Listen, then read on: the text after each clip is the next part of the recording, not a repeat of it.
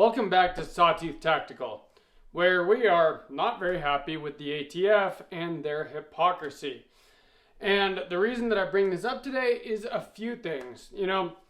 We as gun owners, and especially like FFLs, are held to a very high standard. The ATF right now is shutting down FFLs at a record rate due to minor clerical errors that they're calling willful violations of the law.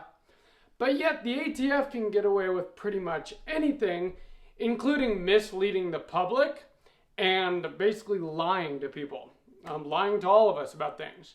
And my rant today is coming from the fact that they promised us 90-day Form 4 approvals when they put the e-form system into effect.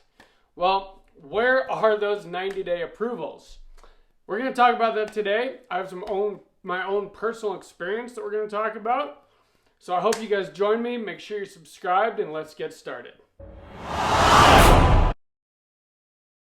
I filed an e-form 4 for my first suppressor it's actually not on the wall right now, but for my 300 blackout build that I built last year. I started it like a year ago. If you've been following the channel for that long, maybe you remember the build series. It was a relatively popular video series that I did. And I built this 300 blackout from stripped lower receiver, picked all the parts I wanted, and built myself the perfect home defense gun. It's an 8-inch short 300 blackout. It's got a perfect optic for home defense on it, light, and it's got all the parts that I wanted, including a Geisley trigger, a Radian safety, Roscoe barrel. In fact, here it is right here. And of course, it has a pistol brace on it. Well, right now, I am covered by an injunction because I'm a member of Gun Owners of America. If you're a member of Firearm Policy Coalition, Second Amendment Foundation, you are covered by injunctions right now as well. And the ATF did just kind of get pee-pee slapped by the Fifth Circuit Court of Appeals. It looks like we might actually win this case against the pistol brace rule. But it brings up something to me that is something I've thought about a lot. And the judge in the case brought up something that items like pistol braces, and he said even stocks that make an otherwise totally legal firearm safer and more accurate, those should not be items that are banned or that are heavily regulated. Well, I believe the same about suppressors.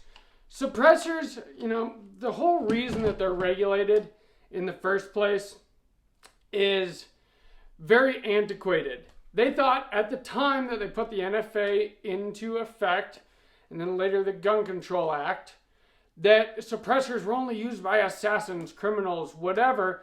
I think that, popular culture, television, movies played into that quite a bit. But in my experience, most people that own suppressors are just firearms enthusiasts that want to have the best tool for the job.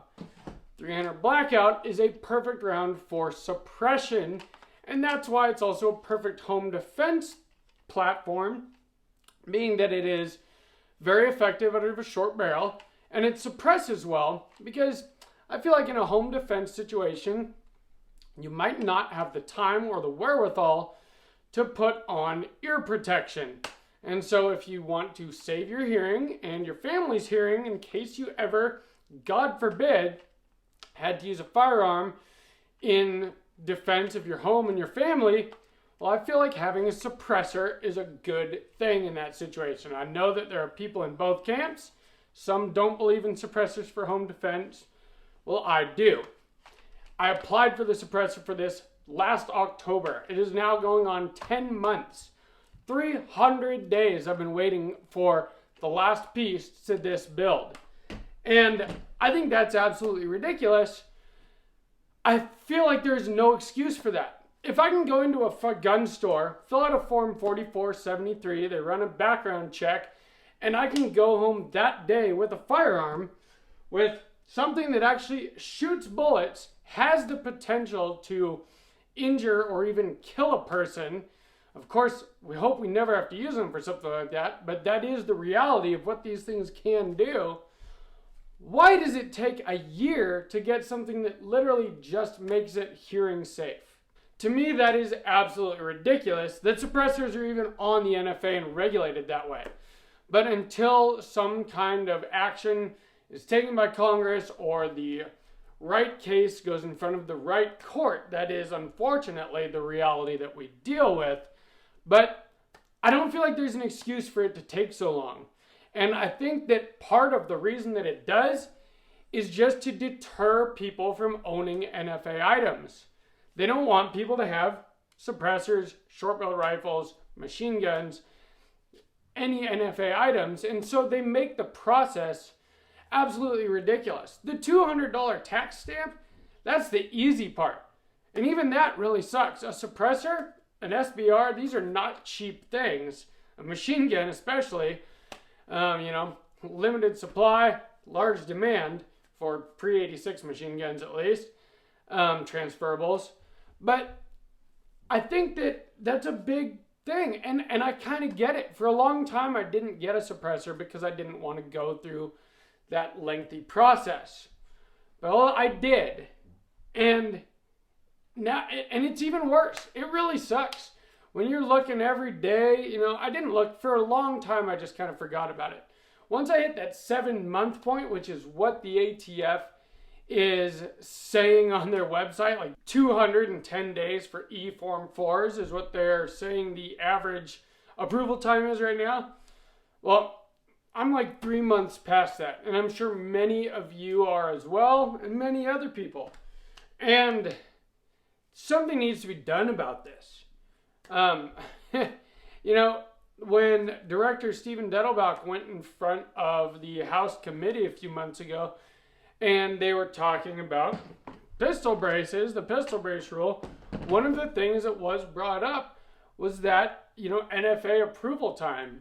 And, and he assured them that they are working diligently to bring those approval times down. Well, I'm not seeing it. And I think too, and I know that the compliance rate was a lot lower than they thought, about 250,000 people registering their pistols as SBRs under their amnesty registration period, which I think probably those people are all people that want to do SBR things anyway. Definitely crossed my mind, just being real with you guys. I'm glad that most people did not comply with that. But that's 250,000 more forms in there. And it's supposed to be a totally different process, totally different department. But why are things taking so long then? 10 months to me is absolutely ridiculous. In fact, even the 90 days would have been ridiculous. And why isn't the ATF held to the same kind of standard that we are? If we don't get our forms in time, if we don't pay our tax stamps, if we don't do this and that and this exactly the way they want, well, we could be facing 10 years in prison and $250,000 fine. But yet, unelected bureaucratic agencies like the ATF can basically get away with whatever, and we just have to deal with it. That is not the way that our country was designed.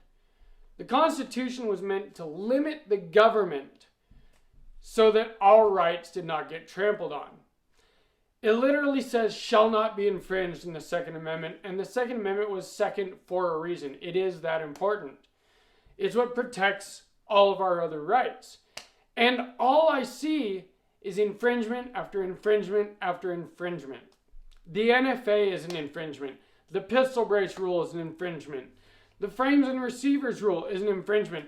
And that did get vacated, but of course they're fighting it. The ATF is fighting that again, trying to make sure that that goes through. And I'm sure they're going to do the same thing if the pistol brace rule gets vacated. And why have we been putting up with these infringements for so long? We need to be aggressive. We need to fight back against this stuff. And I know that there are plenty of guns rights organizations that are fighting the good fight for it. It's why I support GOA. And I believe in supporting FPC, Second Amendment Foundation.